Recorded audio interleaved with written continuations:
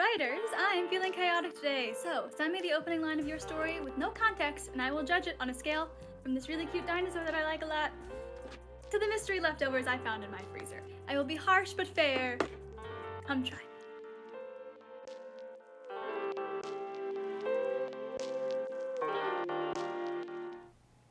Oh boy.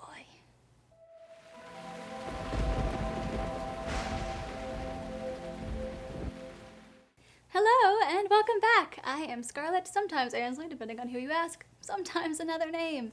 A rose by any other name would smell as sweet, so Scarlett would she not? Scarlett called, retain that dear imperfection she owns without that title. All that is to say, this video is very late. We're talking about first lines, and for all of you who submitted first lines to me, thank you so much. And to quote the Sad Boys podcast, I love you and I'm sorry. I am a professional writer, so I am not a published author yet. I'm working on it, but I do write for companies all over the country, all over the world, in different industries, and so I have a lot of experience working with tone, target audience, editing, just lots of writing, lots of words. So I feel like I've got a pretty good handle on the whole writing thing, which is why we're here. For those of you not in the know, dream big, follow me on TikTok at scarlett_Ansley. That's where all of this began. I asked people to give me their first lines, and a lot of things happened. I got a lot of responses, really good ones, but way too many to talk about on TikTok. So I have brought us over here, and we're gonna talk about some things. And so I'm gonna do just a few today. If you've sent me things and I don't talk about it in this video, I'm not going in the order I received them. We're just sort of talking about them in ways that my brain grouped them together. But the other ones are coming very, very soon. I'm gonna film them right after this. So if you see this output again, no you don't. But that way no one has to question whether or not I'm going to go on another unpleasant hiatus. Yeah, I keep saying I'm not going to, but this time I have a good excuse. There's lots of bugs. I couldn't see them, but I got lots of bites. And I thought I was dying for a while. It was a whole thing. I wasn't. But now we're here. So very sorry about that. I'm here. I'm going to record those. We're going to talk about it. Let us start.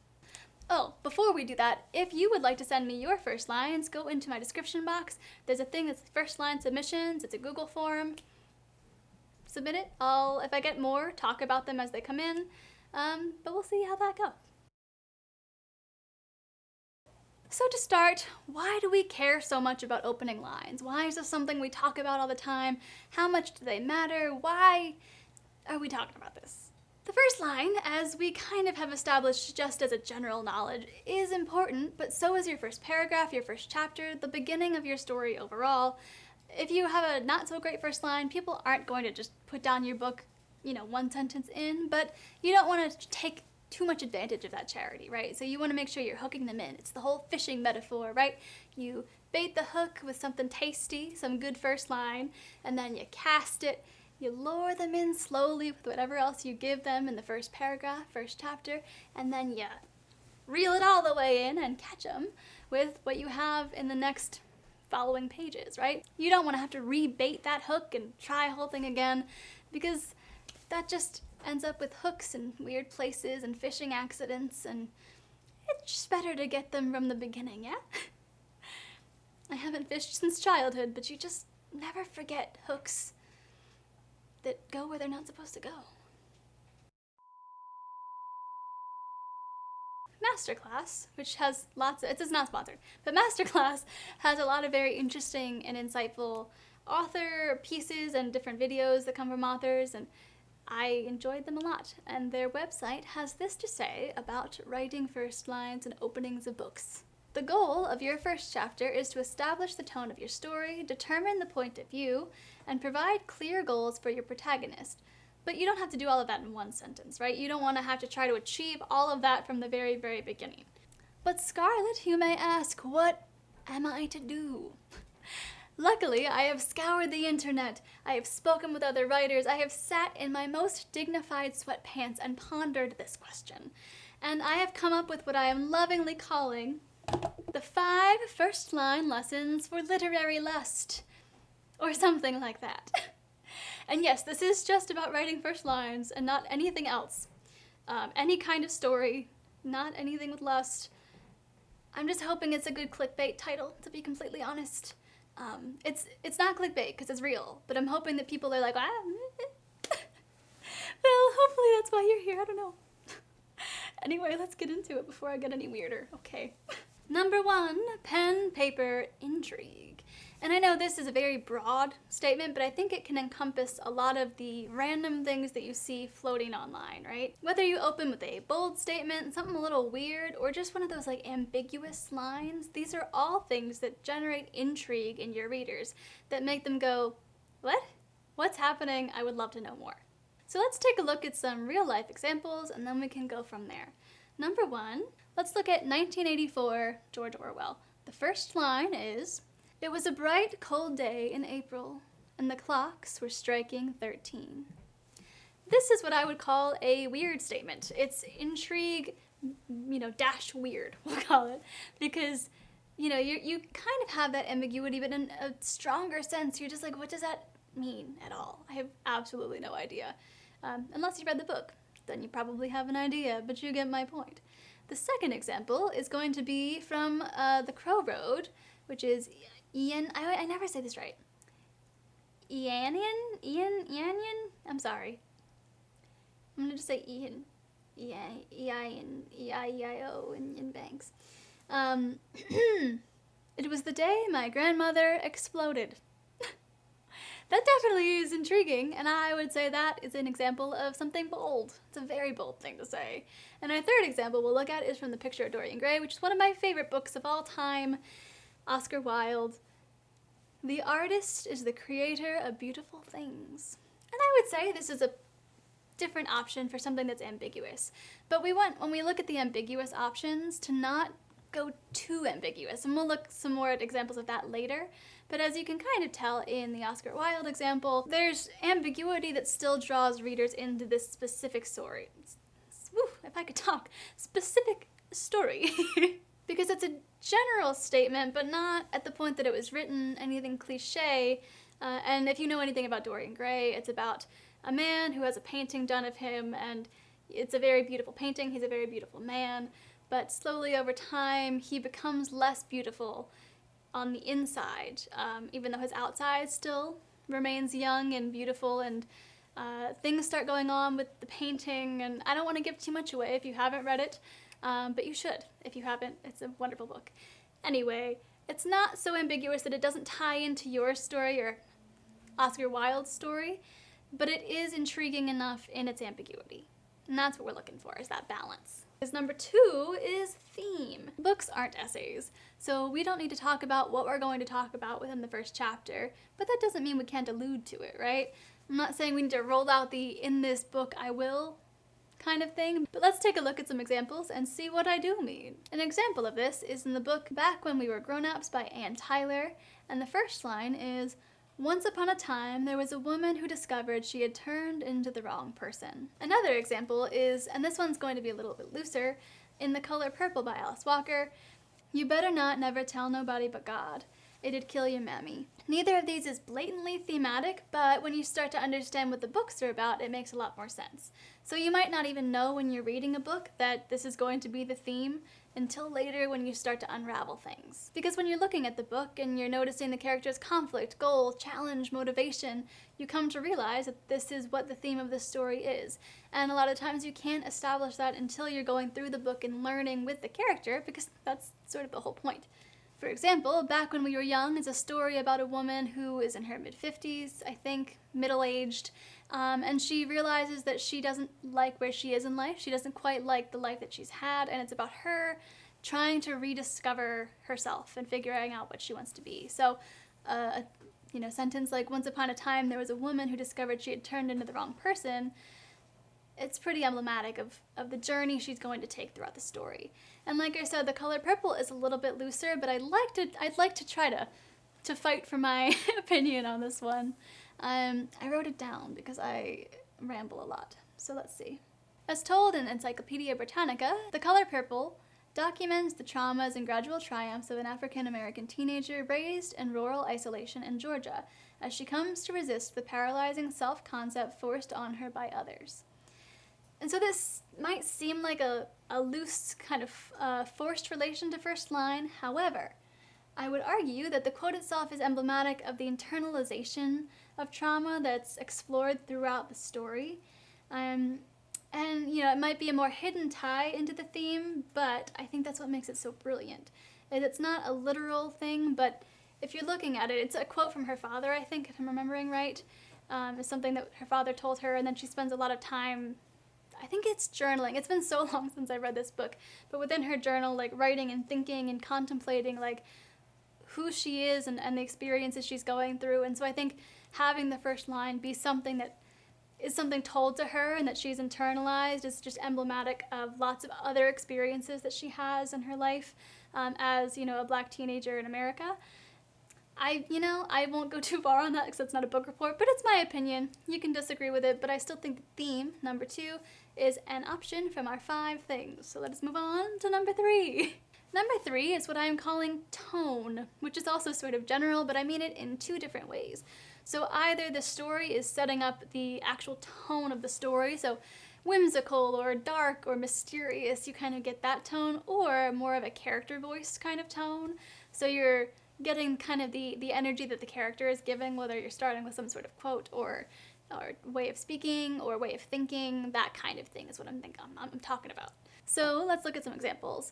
In The Outsiders by S.E. Hinton, the first line is, "When I stepped out into the bright sunlight from the darkness of the movie house, I had only 2 things on my mind, Paul Newman and a ride home." The Book Thief by Marcus Zusak says, "Here's a small fact.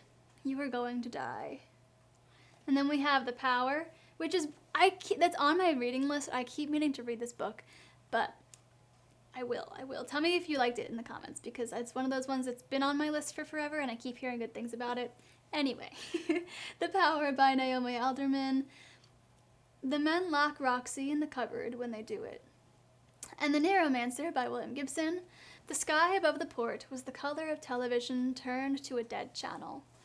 So all of these in different ways have this aspect of tone. So if we look at The Outsiders, you kind of get this, when I stepped out into the sunlight of the darkness, you're getting a character like mindset tone, right? Kind of the insight into who your character is. And then in The Book Thief, the "here's a small fact, you're going to die" sort of sets up the general tone of the book. We're going to be talking about death. It's probably going to be dark. You're sort of giving that as the first impression. And then both The Power and The Neuromancer, I think, are good examples of setting that sort of story tone of what this is going to sound like and feel like. So that's just sort of brief examples of tone. Number 4 is stakes. Stakes often show themselves in prologues or things where maybe you're getting a flash forward, flash back, different things where time is kind of involved. I bet you're wondering how I got here, except not necessarily that or so literal. And one example I have of this is a book that I have also not yet read. I've heard mixed reviews, which is They Both Die at the End by Adam Silvera. And the first line of that is, "Death cast is calling with the warning of a lifetime. I'm going to die today." So things like that where you kind of know either the stakes or what's going to happen, and you're working towards that or you're working against it. Those are the sorts of things that I'm talking about with stakes. And number 5 of our list is context. And so this is giving a place, a time, some sort of information that's, specific to the story in one of those sorts of forms. There's a bunch of examples of these, so let us take a look. Number 1, we have The Count of Monte Cristo by Alexander Dumas. On the 24th of February, 1815, the lookout at Notre Dame de la Garde signaled the arrival of the 3-master Pharaon coming from Smyrna, Trieste, and Naples. I don't know if I said Pharaon right, but that's what it's gonna be. Number 2, we have Murder on the Orient Express by the wonderful Agatha Christie. I have read almost everything she's ever written, and that is something. It was 5 o'clock on a winter's morning in Syria. And then number 3, we have 20,000 Leagues Under the Sea by Jules Verne. The year 1866 was signalized by a remarkable incident, a mysterious and inexplicable phenomenon. So all of these, it's kind of obvious. You're getting either a setting or a period of time or a location in general. I feel like that's pretty self-explanatory. And I would like to say, too, that for all 5 of these, you're not only linked to just one of them, right? So you've got different examples where there's definitely overlap. Like the color purple could definitely fit into intrigue and tone, or Neuromancer and They Both Die at the End could definitely fit into other categories. So you're not only, required to write one of these different 5 things. And honestly, if you can overlap and do it well, all the better, right? And I would also like to acknowledge that in the past, there was a lot more use of things like dialogue as an opening line or questions. And you can still do that. It's, maybe not so popular right now. But if you do it while implementing one of the other 5 things, then I can definitely see it being done well. So now that we've established what the way is to write, a good first line, let us move on, because I have a couple of other things I would like to discuss, which is examining the greats. So whether or not you support traditional publishing, however you feel about it, because I know there's a lot of debate going on right now, I think we can all agree that Penguin Random House is a very big publisher, very big in the industry, and so I've taken a look at what they have called the best first lines, and I would like to judge them a little bit. But before we jump in, I think we must acknowledge, 3 things. One being, these are my opinions. If you do not agree with them, that is okay. You can let me know in the comments, please be kind, but I am entitled to my opinions as you are to yours. Number 2 is that these books were written at very different time periods, and as I established a few minutes ago, there are different things that were popular at different time periods, so I have to keep in mind that those are conventions that I might not agree with or might not be popular now.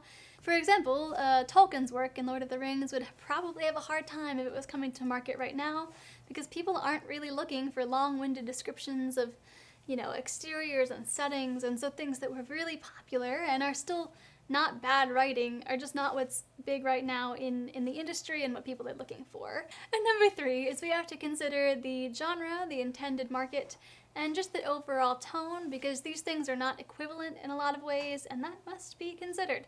So let us look at number 1. The reason I realized I hate The Lion, the Witch, and the Wardrobe, The Lion, the Witch, and the Wardrobe, which I bought for another video after I read this, because I realized, as I said, I don't like this book. We'll talk about it in another video because I have lots of things to say. I'll say a few of them now.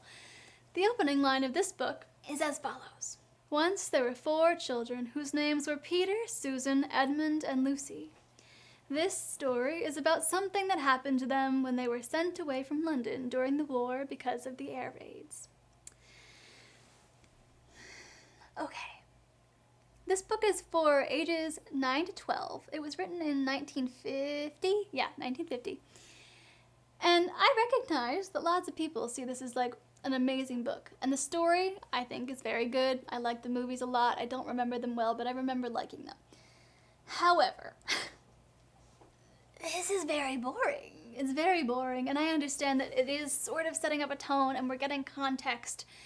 So it fits those things, but maybe I just don't like the tone, and that could be a me thing. And the context is fine, but I definitely think it could be done better. Because then I read the first page after that, and it does just continue on in that sort of way. The second sentence. They were sent to the house of an old professor who lived in the heart of the country, 10 miles from the nearest railway station and 2 miles from the nearest post office. So I think depending on how you read it, if you were to have this narrated, totally fine, but reading it is just very dull. And I recognize that this is for children, right? So it doesn't need to be gripping in the same way that YA or adult fantasy would be, right? And some of you might be thinking, this is a kid's book. We don't need all that. However, I think that we can do better. And I think that kids deserve better. Because this feels it feels like the early stages of a synopsis to me. It's something you would give to a publisher or to someone when you're talking about the general context of the book, but not in an interesting way. Oh, I hope I don't get flack for this. If this is your favorite book, I'm really sorry. I was are you intrigued? Maybe. Does it give a glimpse of the theme as a strong voice? No. But yeah, we have the other options, right? We've got stakes. We've got the tone. We established that. And then, just the context. We got the context. let's take a look at The Doll People, which is a book I remember reading when I was in this age range, and I think it is intended for this age range, if not a little bit younger. And let's just look at the first line, right? It had been 45 years since Annabelle Doll had last seen Auntie Sarah.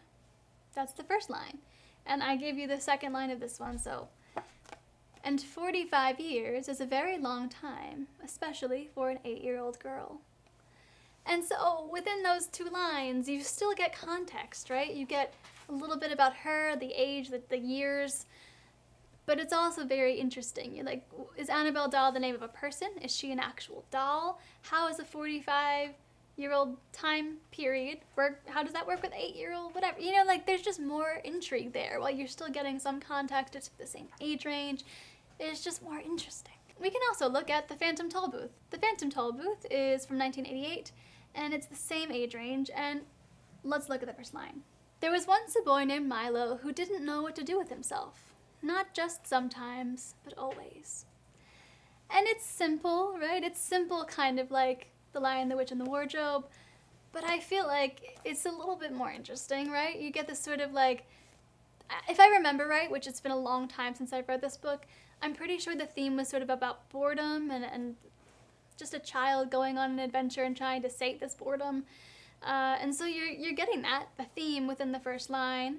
I think it's kind of intriguing in that where, yeah, I would say maybe in the ambiguous sort of way. It's not like strictly, right?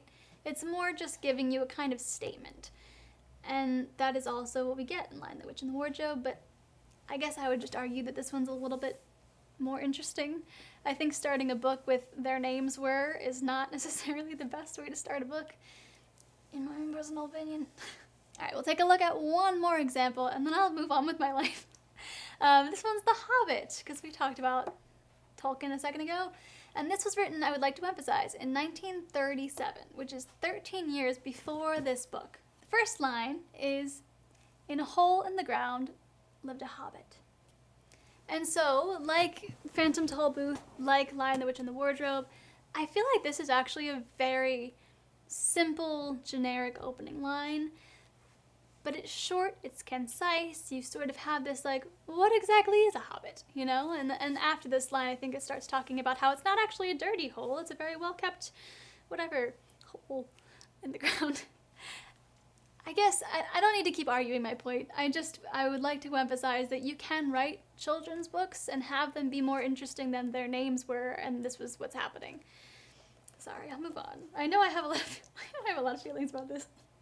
I'm gonna make a whole video. If you want to watch me rag on this book that lots of people love, stick around, subscribe. Plug. Okay.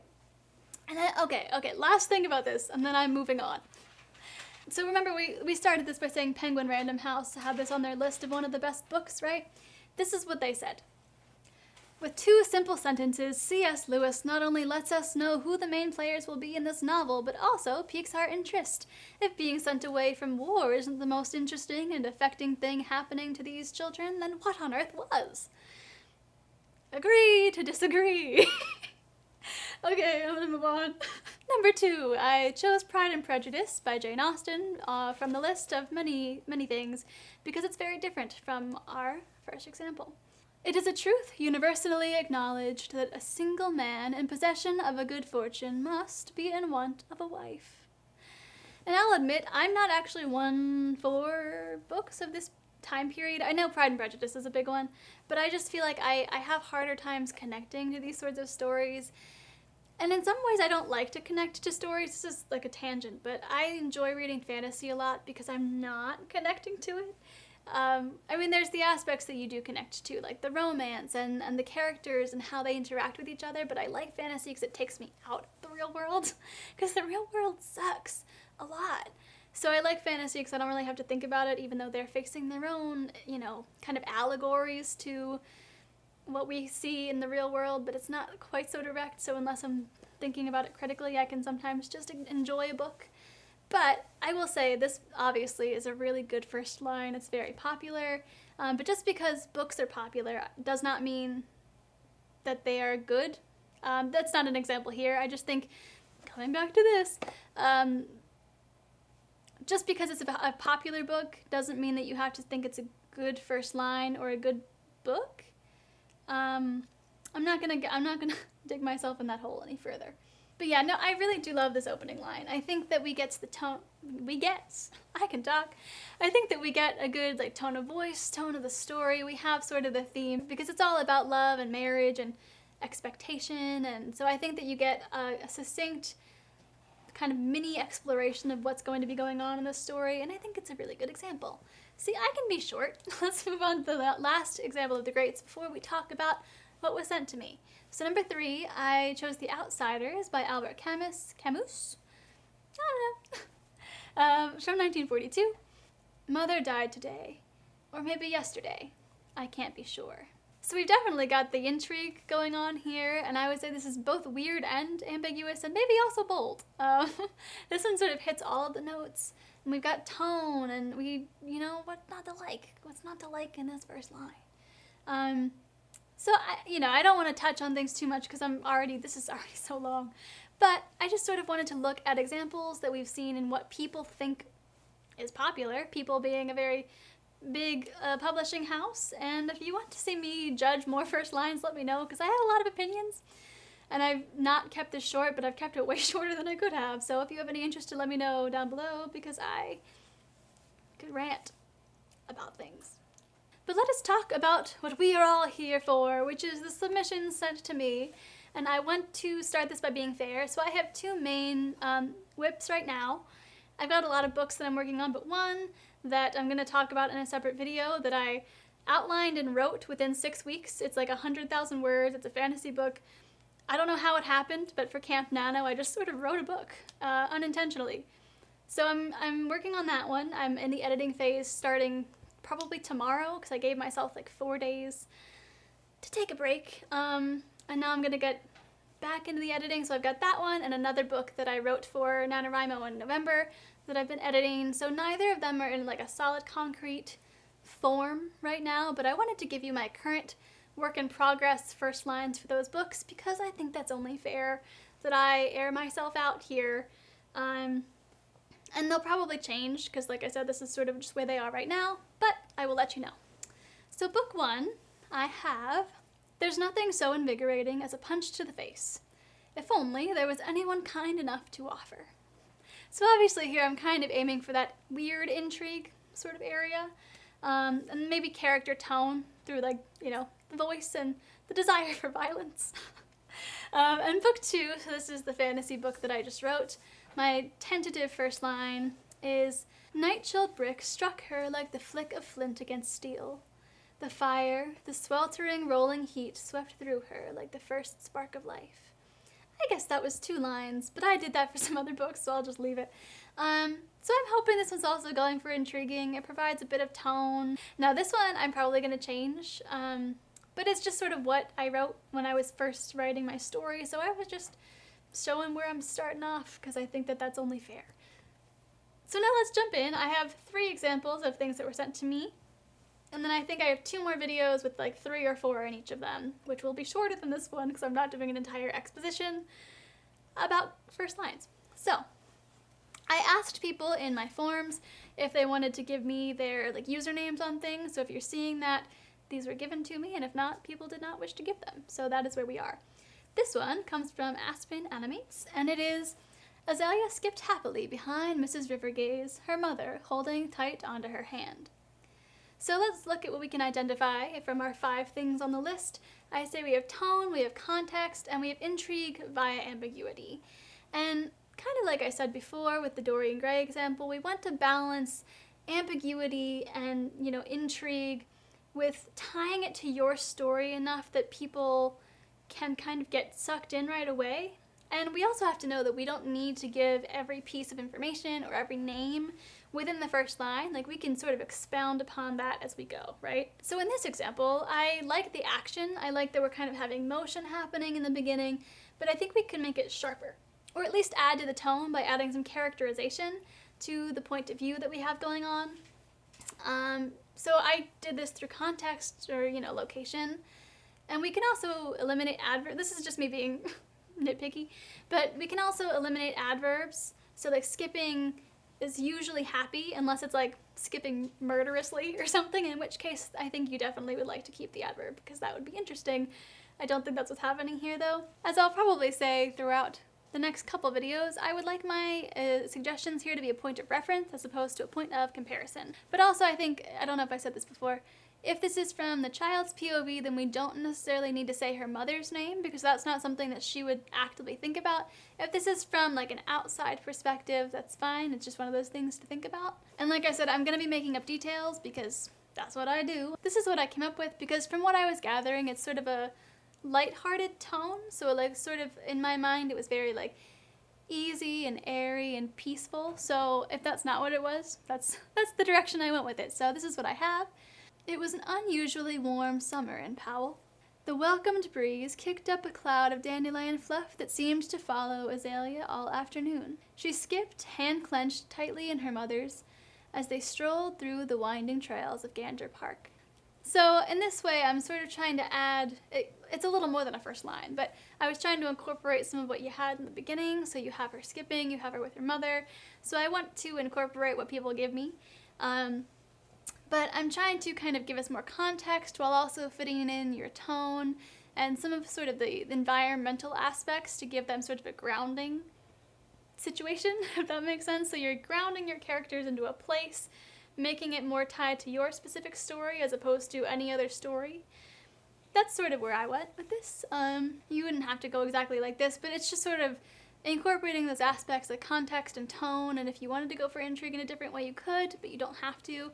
So I hope that that is something helpful. Number 2, I do not have a name for this one, so let us just jump in. 5-year-old Amaya happily scribbled words with numerous spelling mistakes in her dull pink-colored notebook, as today is the first day she gets to go outdoors. So we have some context here, right? We have her age, we kind of get that she's, young and doesn't really know how to write. She's just scribbling, totally fine. She knows how to write, but she's scribbling, you know what I'm saying. And so I am curious as to who the point of view character is in this story, because if it's an adult, then obviously, yes, they would be acknowledging that she's just sort of scribbling, but if it's the character, if it's Amaya, she probably wouldn't think about it that way. So it's, again, kind of like the first example. It's why I put them in the same video. Thinking about who your perspective character is or what kind of perspective you're going for. So if it's like omniscient or if you're going for limited, whose head are you looking at the world through, if that makes sense. Just keeping that in mind when you're writing your first line and in general. So I'm, again, going to assume that it's the child just because that's the only information that I have about the story. What else did I want to say? Yeah, so if it is the child, we want to narrow the tone down and narrow the thinking down a little bit. And we don't have to give too many details off the bat. So, you have some of this information that could be given later throughout the writing process. So let's rein it in, see what other elements we can add, and I will show you what I came up with. Outside. What was it like? Amaya scribbled in her dull pink notebook. Was the outside dull? Was it pink? Today, she would finally find out. So, like in the first example, it's more than one sentence, but I was trying to incorporate some of what you gave me. And so you can kind of see in this example that I have gone through her perspective using the small amount of information she has about the world, because she doesn't know what outside is like. Maybe all she has is this one notebook. And so, you kind of get a little bit more intrigue and looking just through her eyes. And you can give all this other information later on throughout the story. So I hope that helps. And let's move on to number 3. So our last example today is 100 years ago, a powerful demon cursed the sun, giving people with a special gene superhuman abilities.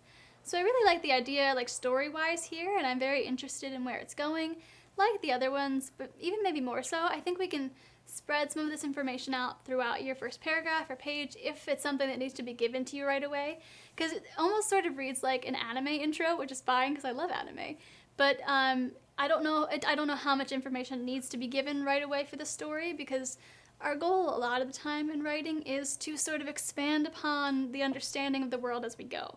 That's sort of the best way we can get information, is to continuously give it through the characters' eyes as they learn. So obviously this is something people just know, right? But it's just sort of a matter of how that information is given. So this is sort of some of what I came up with. Humans were different once. Once was a long time ago.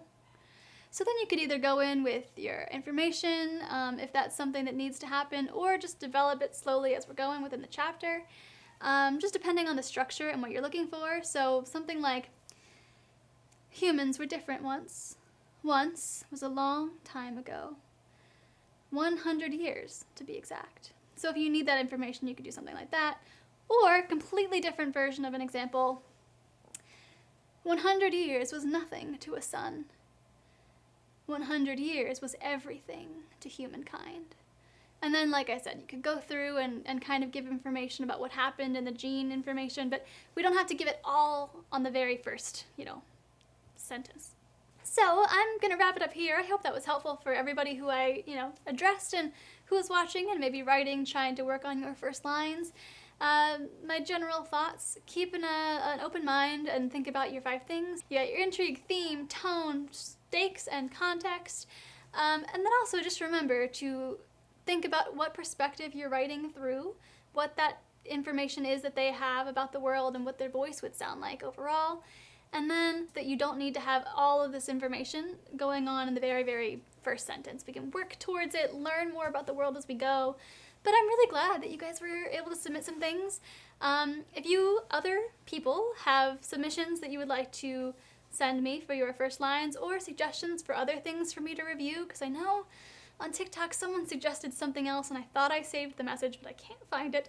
So if there are other things you want me to review, nothing too crazy long, but just things like this, let me know. I have my first line submission down below. So if you want to give me some suggestions of things to talk about there, either put them in the comments, or I guess you could email if you wanted to. But the comments is something I'll definitely see, probably. I'm also going to be doing a video at some point in the near future about just creating an intriguing first line, so going into some more depth about that. And I'm going to be filming, like I said, the other 2 videos about first lines right after this, so they'll be coming out in the next couple weeks probably. I've got lots of videos, I'm filming lots of things, so if you're interested in writing, in book reviews, because I'm going to be talking about Legendborn very soon. I read both of the books that are out like in a weekend, and so I have thoughts and things to say. So if you want to stick around for any of that, hit subscribe, like, the bell, whatever else happens. Follow me on TikTok at scarlet_Ansley. All my other information is in the box below. Thank you for sticking around if you're still here, and I will see you next time. So for now, sweet dreams.